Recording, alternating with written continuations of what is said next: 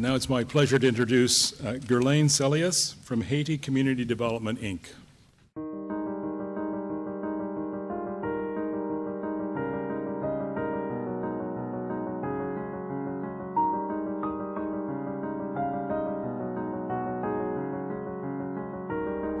Good afternoon. My name is Guirlane Celius. I am the founder and president of Haiti Community Development, Inc. I'm a chicken farmer. And this is how I got started. I visited Haiti after the earthquake and saw many people waiting on long lines for food. I decided then that if Haiti is to rebuild, we needed to get back to basics. We needed to get back to agriculture. So I started a chicken farm, built a chicken coop, sent 300 day-old chicks over to Haiti, and started to raise them. I am here to request $450,000 in financing so that we can scale to a solar hatchery. Our mission is simply to lift farmers' income above the poverty line. We believe that poultry farming can do this because the Haitian farmer has the competitive advantage in that they farm the Creole chicken. The Creole chicken is the preferred chicken in Haiti. It is used by the elite and the upper class. It is used in upscale restaurants as well as in high-class social gatherings. The problem is that it's produced in very small quantities and it's very expensive. You can pay as much as 10 to 12 US dollars for the Creole chicken in Haiti. What we would like to do is to mass produce organic chickens and eggs using solar energy, using a solar hatchery. What this will do is take farmers who are right now using chicken farming just as a backyard activity, having only a dozen or so chickens, having them do chicken farming in a structured environment where they can raise hundreds or even thousands of chickens and raise their income level from $1, $50 or $2 to over $4 or $5 per day. The way we would do this is that we would eliminate the risk that farmers would incur by taking up chicken farming. We would give them access to capital, access to supply chain, access to distribution, and we would teach them how to raise earthworms and how to farm. In terms of supply chain, there are two key items. It's chicks and the feed. So in terms of the chicks, what we would do is provide farmers with 1-month-old chicks that are vaccinated, that are healthy, and we would also provide them feed.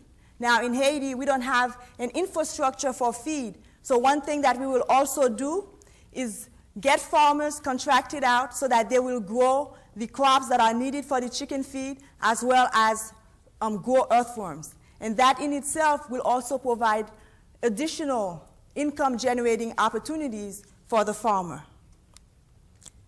In terms of distribution, in Haiti, chickens are sold very differently than the way they're done here.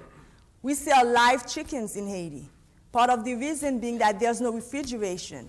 So then we sell the chickens, and then when the family wants to cook it, then they will kill it and prepare it and so on. So then for our distribution network, what we want to do is set up storefronts in the cities and the towns and give the opportunity for the farmer to have access to this urban market by selling those chickens for them. So what we would do in that model is that we would guarantee the farmer that every chicken that he raises, he'll be able to sell and generate income because we will buy back the chickens for him and sell it to the urban market. Now, the way this would work is as follows. We would put together a solar system, a 16 kilowatt system consisting of batteries, inverters, and so on. And we would have the chicks, and we would raise them up until 6 months. And in 6 months' time, they'll be ready to start laying eggs. and we'll put them in the incubator, and that would supply the chickens for the hatchery. And not only that, we will use those chickens that are generated from the farm to provide chickens as well as feed to the farmer at cost. And we would also use those chickens in our hatchery and also go to the urban market and sell eggs and chicken using the storefront that we will be setting up for distribution. We have a huge market. According to the 2003 census, we have 670,000 households in cities and towns in Haiti. Now, Haiti is divided into 10 departments, like you have north, south, east, and west, and so on. So then in all these different regions, what we would do is set up hatcheries and also to set up storefronts so that we could address and service this market. Like, for example, assuming that every household consumes 1.5 chickens per month and a dozen eggs per week, that gives us 12 million chickens per year that would need to be provided and 32 million eggs. Now, we're not going to get there. It will take some time to get there, but in the first 5 years, we anticipate that we will be able to service 160,000 households. Now, the key thing here is that we're only going to be selling to the urban market, the high-valued market. We will not go to the rural market. Now, in terms of distribution, again, as I've mentioned before, that we would be supplying chickens and feed to the farmers. Now, we would need to set up aggregation centers whereby we collect the chicken from the farmers so that we bring them to market for the storefronts. So then the aggregation centers, one thing that it will allow us to do, for example, is that the way we're supplying to the farmers is that we have starter packages for them. A starter package consists of 300 chicks, 100 one-month-old chicks, 100 two-month-old chicks, and 100 three-month-old chicks. So they purchase this starter package, and we also have a maintenance package, whereby every month we provide them with an additional 100 one-month-old chicks. Now, what it does is that the farmer can purchase this starter package, and by the next month have 100 chickens that he's ready to go out and sell back to us so that he can get revenue. And this process continues. So then those aggregation centers will be a means for us to collect these chickens from the farmers and also to resupply them with new ones. And then we go to the market by the storefronts that we put together and distribute in the cities and towns. Our value chain is quite simple. We get feed from our supplier, and they get money from us. And we sell starter packages and maintenance package to the rural farmer. And we buy back his chickens.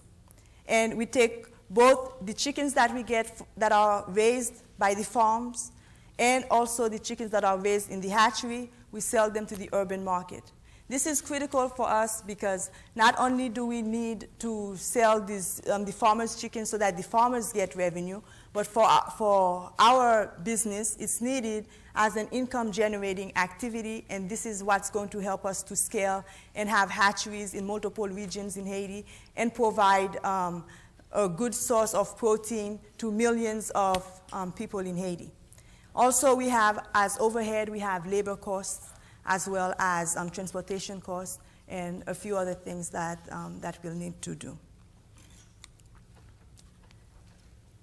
In terms of enablers, I think that the biggest advantage that we have is in the type of chicken that we will be raising. We'll be raising a type of chicken that the market, there's a big market in there for, and users love it. And right now, our competition is the imports that we have, and the imports are different from the chickens that we're raising.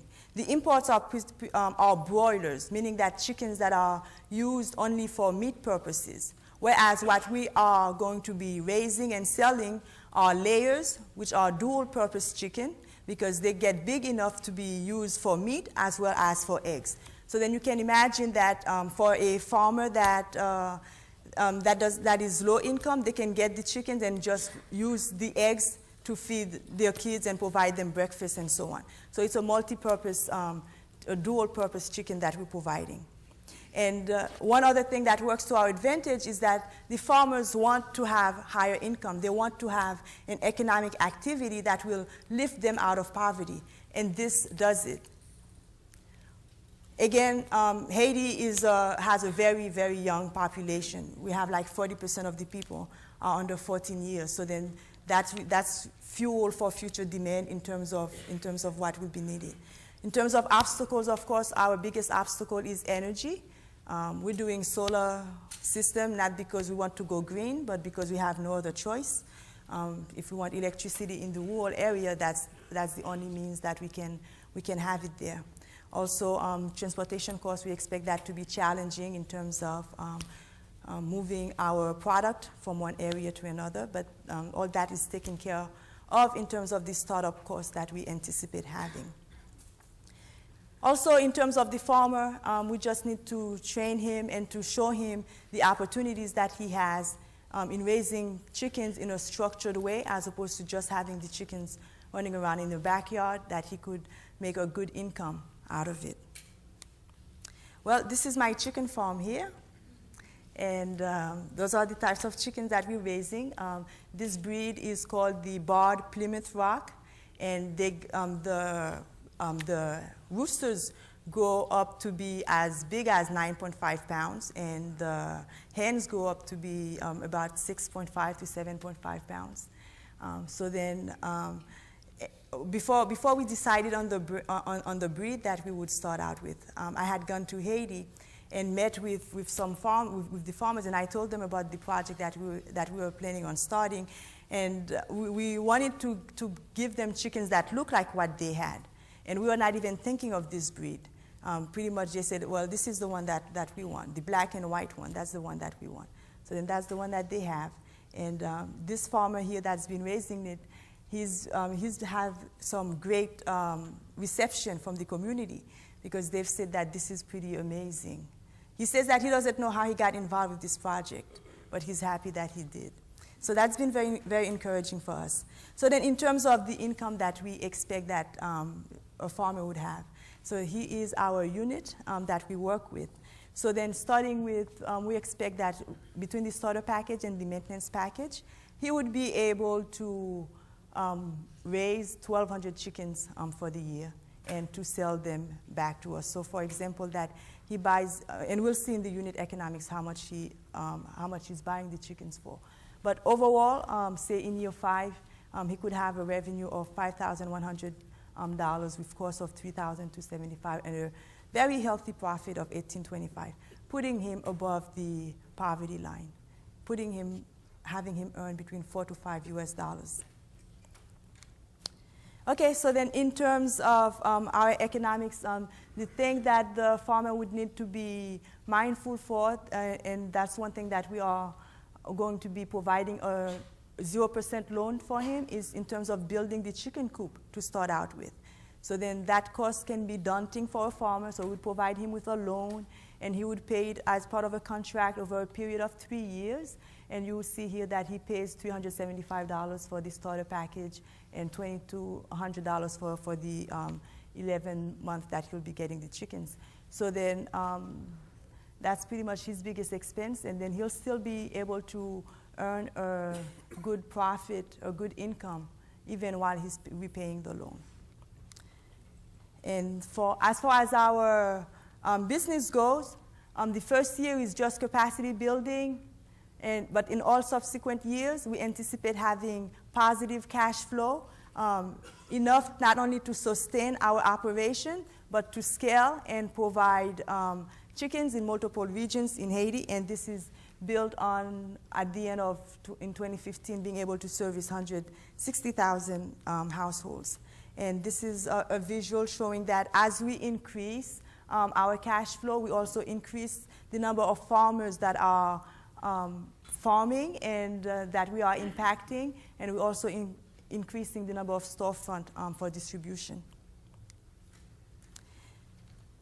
In terms of critical success factors, the most critical thing is energy. And we believe that we have the management team that can do this. We have the experience and everything that is needed. And this is our impact that we will raise 1,000 farmers' income above the $4 per day. And again, we're seeking $450,000 in financing. Thank you.